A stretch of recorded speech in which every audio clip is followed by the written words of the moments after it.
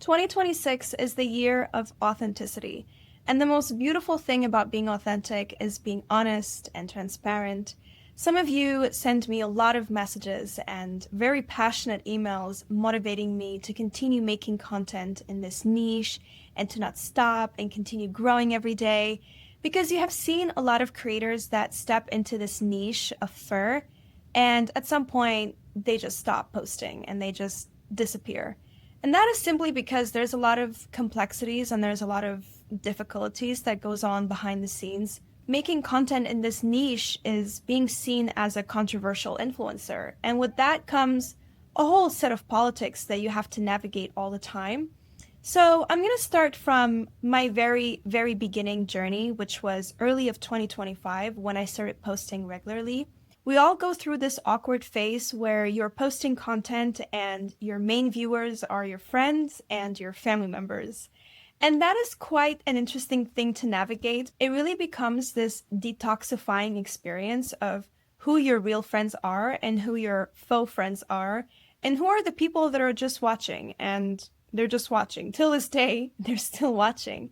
Your real friends are people who want to watch you grow and succeed and become the best version of yourself. The real people in my life were doing that. The faux people in my life, they were certainly not doing that. And quite in fact, they were being very judgmental and very toxic, to be honest. I had this very, very close friend of mine.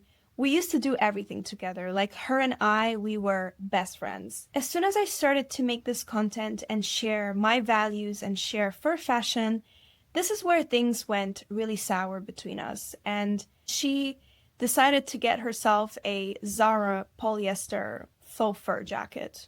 That just indicates you believe in the faux fur jacket because you are simply faux. That was pretty much the end of that friendship. But I have to say, as I started seeing more new names on my page, I started to feel more inspired and more grateful. And I started to lean onto you guys being my motivation to continue making this content. You guys are always like, you're doing great. Like, keep going. Don't stop. Like, keep being consistent and like keep growing little by little every day. It's literally the reason why I do what I do. The fact that it resonates with you and you enjoy watching it, that is pretty much all I want. So seeing it inspire more and more people, it makes me really happy. And yes, as I was growing, more hate started coming onto my page. In the beginning, I took it as, okay, I'm starting to have people who do not enjoy this content, who are very much against this message. But at the same time, it's also very difficult seeing some of those hate comments. I was like, okay, this is really disturbing my mental well-being and I should not be reading this. As I was posting, I had experienced going viral. And let me tell you, there's nothing in this world that prepares you for what it's like to be viral on the internet and what it's like to have a video surpass 5 million views. This is, to this day, my highest viewed content. I did read the comments at some point because obviously I'm curious, like this is 5 million people who've seen this video. Obviously I want to see like how are people receiving it. There was a lot of back and forth, some being very respectful, some being completely outrageous. But nevertheless, I like how it makes people pause for a second and ask themselves, like, is what I'm wearing holds value? Is what I'm wearing timeless and can be passed down? Or is this something that is going to sit in a landfill? I am someone who is very careful about what I let into my nervous system, and especially when it comes to a lot of these comments that are very deeply hate-driven. Like, they are not intellectually driven or debate driven, they're just hate.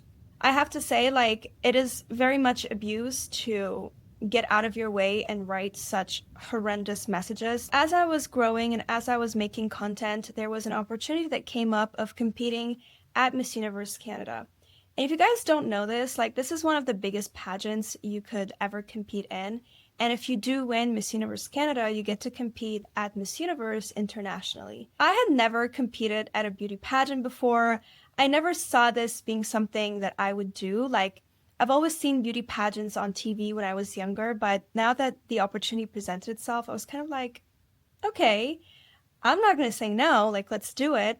And for Pretty much majority of 2025, like I was preparing for Miss Universe Canada, you really have to train your body, you have to train yourself mentally and emotionally. It's a very enriching experience and you get to learn so much about yourself. I know it's easy to look at a beauty pageant that it's being run by your physical appearance and your beauty, but a lot of it is really emotional intelligence and being able to conduct yourself around different personalities. I wish more and more pageant winners would talk about the behind the scenes of what it's like competing. You are around so many other people who want the same thing. It is a competition at the end of the day, so it can be a very tense environment, and there will be some questionable comments that you will hear. There will be people who are not supportive of your message. So how you conduct yourself around all these different personalities is really what makes you a queen and what makes you someone that could hold the title of Miss Universe Canada and Miss Universe. Social and emotional intelligence is the tool for you to win a beauty pageant. And that's not something that you can just have overnight. You really have to educate yourself on to dealing with different personalities, meeting people halfway through. It's really important to have some grace as well because there will be situations that will arise and it will test your graceness as a beauty queen. For example, competing at Miss Universe Canada, being someone who's very outspoken about natural fur and the beauty of natural fur, I'm also representing the history of Canada. A lot of people do not know this, but the fur industry is actually Canada's first economy, and the beaver animal is actually our national animal. So when you're competing at Miss Universe Canada, you would think a lot of these delegates would be aware of our history and what fur means to us as Canadians. There were some delegates behind the scenes that just simply did not support this message. How do you expect to be Miss Universe Canada and present Canada on national stage when you do not know the history of our country and you do not know what fur represents? What I find really interesting is it is a space for women empowerment and women leadership, but at the same time, there were so many instances where I felt like these were just words that were being said, and very few people were actually living it and embodying it and being an empowered woman. Winning the award of being best humanitarian was probably the best thing to have received in this entire competition. I feel like it really embodied who I am, and it was really a representation of my heart going onto this competition. And it's something that I will be very proud of for the rest of my life, that it was my very first pageant and I walk away with the award of being best humanitarian. So during this time that I was preparing for Miss Universe Canada and the whole pageantry training, remember, I had gone viral. So with that came a lot of brands who wanted to work with me. I find it really difficult to work with a brand that I had never used their products before. A lot of the damage of fast fashion comes from social media and these influencers that are doing endless unboxings.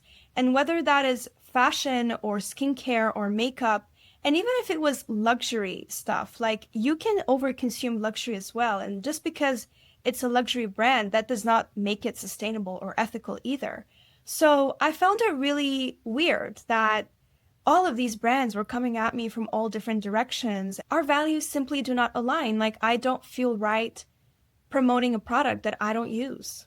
Simple as that. And like, even when it comes to fashion, there are other ways in fashion to be sustainable. Fur is one thing, but there is cashmere, there is alpaca, there is cotton. But a lot of these brands, like, I found their products to be a bit questionable. Like, they're not all sustainable, but they want to be seen as sustainable. And that's the whole thing with greenwashing. And I definitely did not want to take part of it. I said no to a lot of these brands, and I really wanted to focus on working with more fur people and being within the fur industry, which that itself is another layer of complexity. I know there's politics everywhere, but the fur politics is something completely different, and I have not seen this much politics go into it. When I go to a fur event, I am always the youngest person. I am also the least experienced. I do not come from a fur family. I do not have a fur business background. I'm also coming from a very different angle. I'm coming from social media. And a lot of people that are in the fur industry are a lot older, and they simply do not understand social media. They don't get what it means to be a fur influencer. They just do not understand social media, period. And they would rather work with influencers that maybe have more followers than me, maybe less followers, whichever it is that fits their budget. But they really don't understand what it's like to be a value-driven influencer and not just sales-driven influencer, if that makes any sense. What it really means to be an influencer is to work with as many brands and have as many partnerships as possible, because that's how you really make a living. Especially here in Canada, we do not get paid from Instagram or TikTok. You could have so many millions of views and you make absolutely zero. So the only platform that you can get monetized for your content is YouTube. This is something might shock you guys, but yes, I do not earn anything from Instagram whatsoever. That was a very challenging space to navigate, and it is quite difficult when you're telling these fur people that I am an influencer and all I do is fur. They don't really seem to take value into it, like you are dealing with an influencer that only does fur. You're not dealing with an influencer that does skincare and makeup and like all sorts of stuff, and maybe Shein and Zara at some point. Like, it does not make sense for you as a fur business to go with someone who's displaying anything and everything at the same time. So as I was like trying to share that with the people in the fur industry, a lot of them thought like I'm just trying to like gatekeep the fur partnerships to me, or I'm limiting them to me. I am not sales driven, I am value driven. So if I'm going to showcase your product, I want to see, first of all, a beautiful product.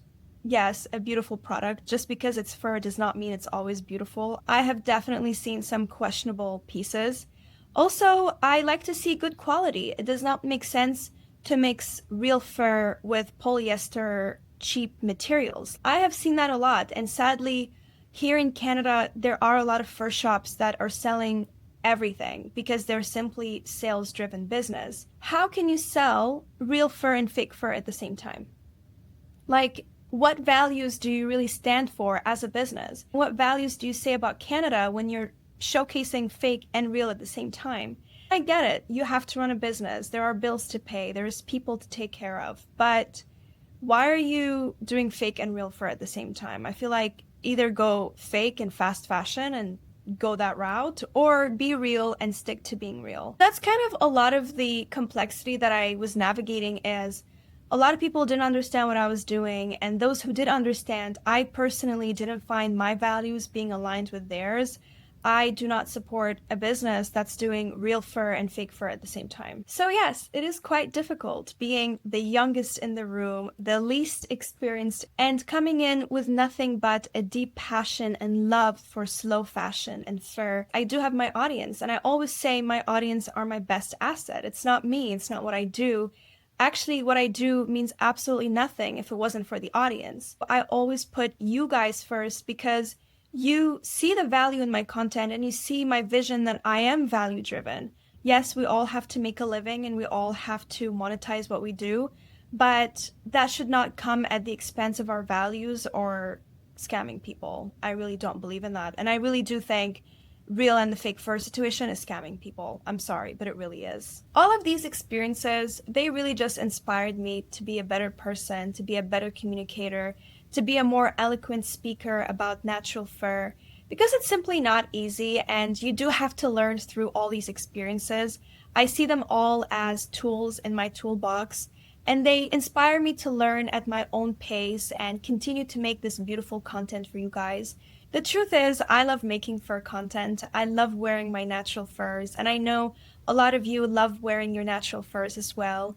It's such a beautiful art to wear and honor, and it's something that I want to inspire more and more people. Also, more people my age, like, start building wealth through materials that hold value. I feel like living in this age of social media, we really lost value in all of these timeless, beautiful things, and fur being one of them. I hope you enjoyed this video and you know what it's like behind the scenes for me. It's not always easy, it's not always beautiful. There will always be hurdles and adversity to overcome.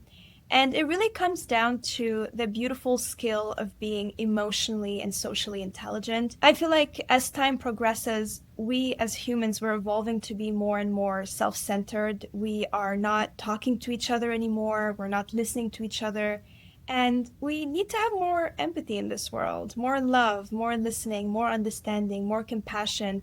And it's okay if you disagree with things, and it's okay if you have different values than me, but there's a way to conduct yourself. At the end of all of this, I have to say I'm so grateful for each one of you for watching this video, for interacting with my content. I'll see you in my next video. Ciao, Bella!